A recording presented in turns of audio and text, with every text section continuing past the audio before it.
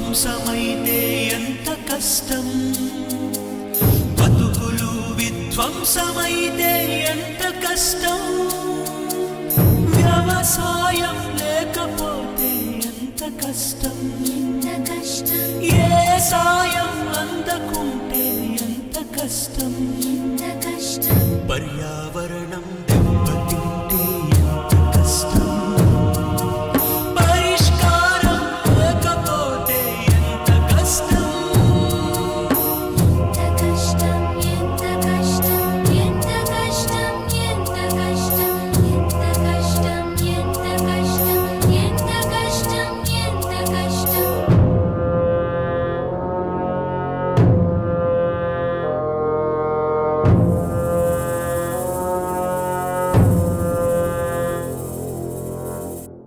Sorry officer, కాలుష్యం కారణం చెరువులు కూడా ఒక కారణం కావచ్చు, కానీ చెరువులు మాత్రమే కారణం కాదు, 100% కాదు.